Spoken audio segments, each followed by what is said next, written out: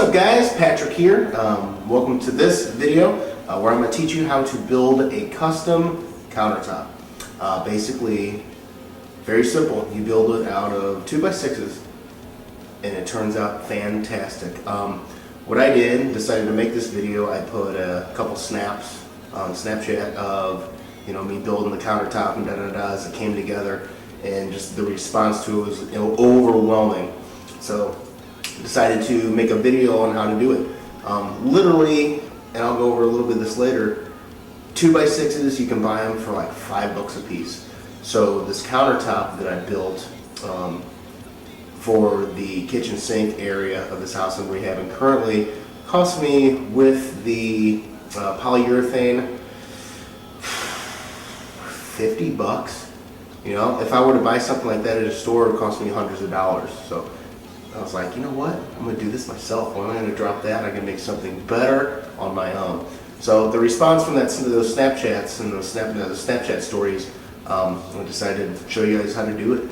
And it's fairly simple, and it turns out it looks fantastic. It takes a couple days, you gotta let things dry and this, that, and the other, but it turns out just awesome. So I'll show you how to do it. Don't forget to subscribe and like and comment and all that good stuff. So here we go. I see ones and zeros, that's all you let me see. If it's a fantasy, it's a real life, I know. It's a real life, I know. So the first thing we're going to need to build a countertop, I'm going on a short rant about places to buy lumber from. So, places you don't want to buy lumber from is Menards. A good friend of mine recently went to Menards, and you got to go through this lumber yard. You got to buy the lumber. You got to go through drive your truck or whatever around to a lumber yard, and they check you in and they check you out. So this guy was checking whatever my buddy's truck and ended up breaking his tailgate. It's like, okay, so I will never go to Menards. I've never gone to Menards, period, to buy lumber, but I will definitely never go to Menards ever again to buy lumber, period, ever, forever, and ever and ever. The best place to get lumber from is like your mom and pop stuff, your mom and pop shops, they seem to care a lot more about their lumber and the quality. Myself, I have a Home Depot right down the street, and that's where I got this lumber from. Now, Home Depot has good lumber if you dig for it. Just to get these few 2x6's, which by the way, 2x6's aren't actually 6 inches or 5.5 inches, so it's like a 2x4 isn't really a 2x4, and they called that because back in the day they used to make them actual size 2x6's. It was really 2x6's, but now I don't know, corporate cutbacks or whatever. Now they're 2x5.5, but they still call them 2x6's. So really, if you're going for measurement, whatever, just know that what they call a 2x6 now is really a 2x5.5. So continue on. Home Depot, you have to dig for the lumber. It almost takes me as long finding the lumber, digging through all the bins and tearing everything apart, as long as it takes me to build the damn thing. I should order it, but I'm always in a rush and whatever, and I'm just at Home Depot. I'm like, wow, let's buy the wood, get it over with. End up digging through all the bins, and the employees hate me. They walk by like, oh, look at this asshole, he's tearing our bin, we gotta put it back together once he leaves. But it takes you can find good lumber there if you dig for it.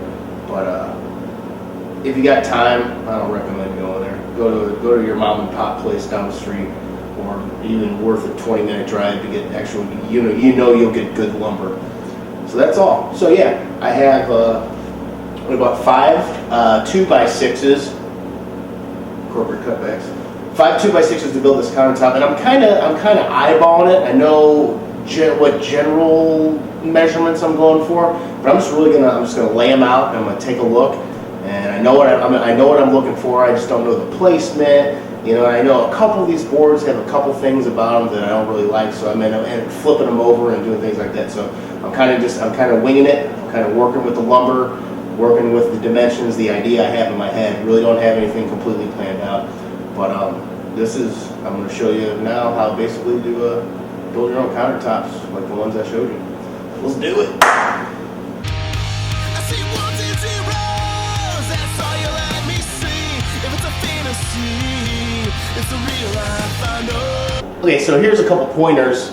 You saw me moving things around and this, that, and the other, da, da, da, da. I don't want, like, some of these pieces have knots in them with indentations, so I don't want that. You're gonna get food stuck in them, things like that. Yeah, and I'm just looking for, there's like some, you can see where at the mill, there, if you look down deep, you can see there's like grooves in it and like little stampers, I guess I don't know what you call them. But I'm just trying to find the best placement for the wood to where there's less errors, it'll be easier to sand, it's gonna look nicer finished. So I'm just moving it around, getting the best for the wood. Also, here's something. It's 1 inch, usually on a cabinet, the wood or the countertop overlaps with 1 inch. So I know that I want that on this side, on the side closest to the work area, but I want this side to overhang a little bit because I have some, a bit of an open area there. I'm thinking about coming over about 3 inches so that maybe you can put, a bar stool here.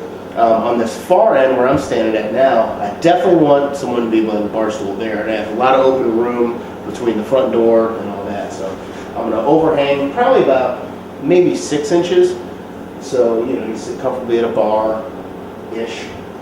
And then I definitely need room for a walkway here, so maybe a bar stool. But I'm going to come over about 3 inches on one side, on this side, and then about 6 inches on this side. So I'm just going to move the wood around some more, get some measurements, make sure everything's even and all that, and then we'll go from there. It took me about 20 minutes as rearranging all this, trying to find, what had knots and what didn't, and stuff from the mill and all that crap. And I got it all laid out, and I decided that I want to come over a little bit further towards that island. I want a little bit more of an overhang, so I went with 1 3/4 inch overhang on that side. It just looked better because I have a built-in oven down there, and it just looked funky, so I wanted a little bit more.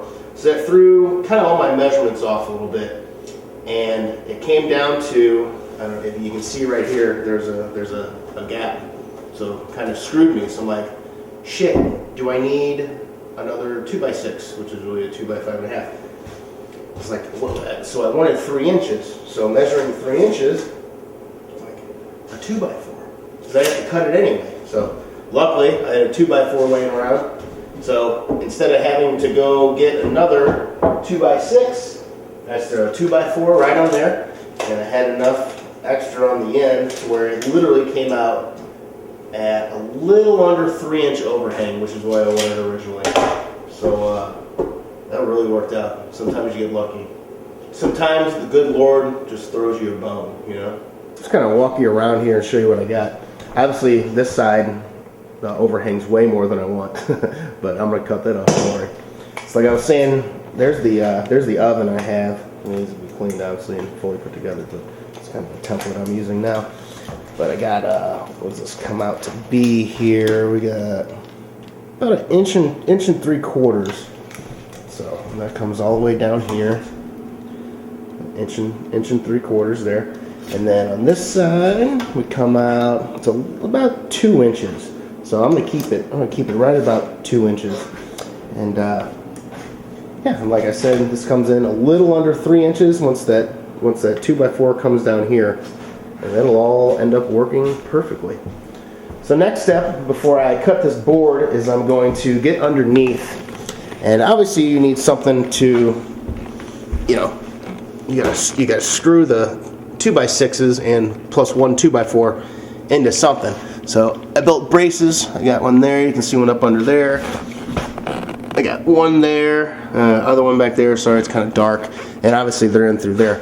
But I left the back of this island off so I could get up underneath there. And if you're using it for countertops,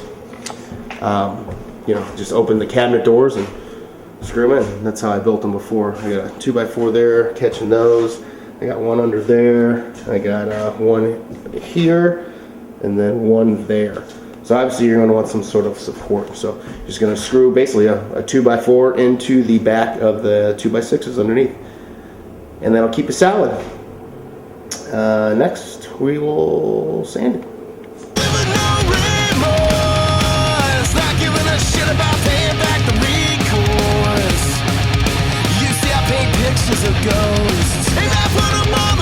She is sanded.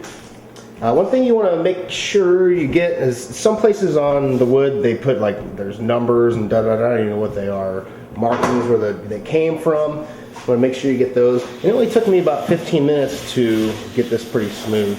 So it's fast. Doesn't take that long. Make sure you get the sides.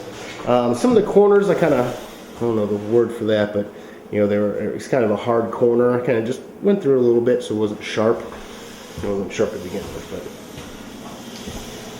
that's about it. Everything's pretty even. Turned out nice. Vacuum next. Paying back the recourse. You see, I paint pictures of ghosts, and I put them on the wall. Silicone. Okay, I was just looking at this tube of silicone here. You want to use clear, for sure. There's clear, okay? Because you don't want to see it. You want to get it really in the cracks. You don't want it to. I've made this mistake before. I've put it on too thick, and it came out of the crack. So here's a crack here. You literally just want to dab it right in that crack, because when you go to use the polyurethane over the top, it'll seal it in there. But you need something to connect the wood, you know, just in case. Something I noticed too, because I'm really weird about labels, but I left this one open. Is that GE? General Electric makes silicone. Don't you guys like make cheap TVs and like shitty microwaves and stuff? I didn't know you made silicone.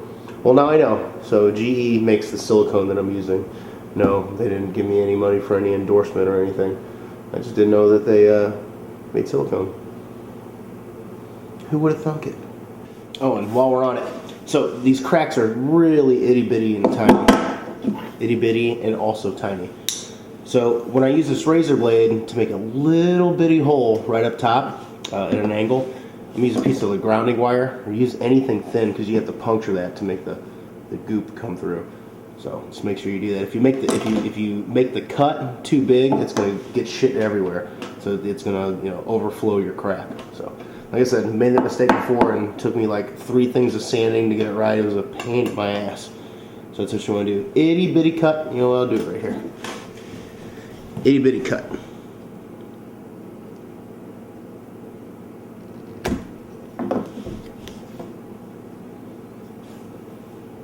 Itty bitty cut at an angle. You can't even see. Probably just enough to get this ground wire in here.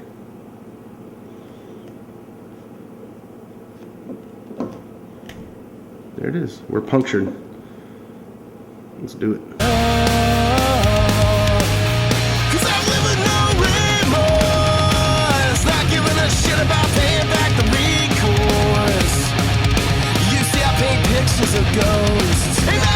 Hey, so it's been 24 hours since I filled in the cracks here on the countertop. Generally it takes up to 2 weeks for caulk and silicone to dry, but actually it doesn't dry, it cures. So it takes 2 weeks, but after 24 hours, I mean, it's good enough. Am I going to wait 2 weeks to do this? No. 24 hours is fine. So yeah, it's been 24 hours, and 1, yes, I'm still wearing the same clothes, and 2, if you're wondering, no, I have not showered. So there you have that. I have that going for me currently. So now let's put the polyurethane on it, the clear coat. It's gonna look awesome. Yeah, shake it, shaking like a crack baby. Yeah, shake it for a good amount of time. Dun dun dun dun dun dun.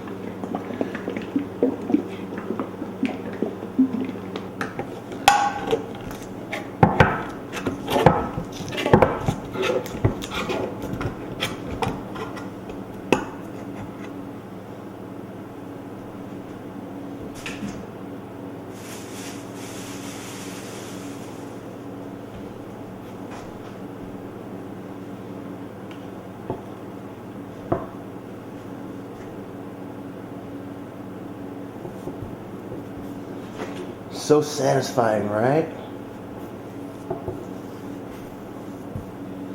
Put it on thick.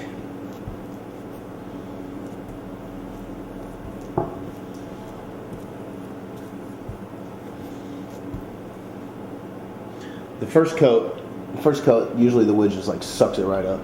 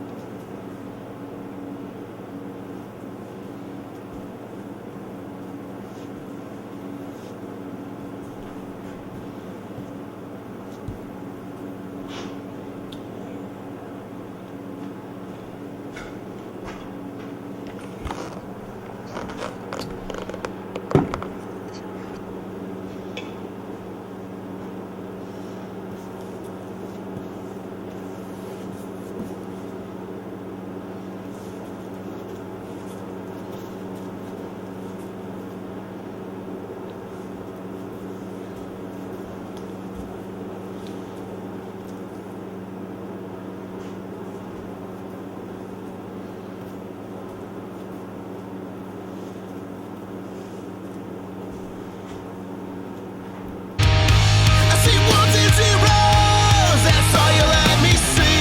If it's a fantasy, it's a real life, I know. There you go. Some custom countertops for you guys. Make them yourself. Save yourself some money.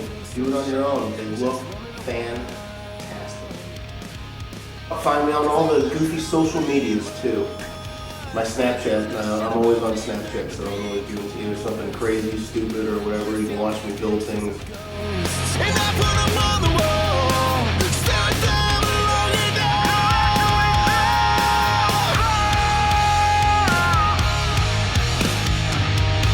I see ones and zeros, that's all you let me see. If it's a fantasy, it's a real life, I know.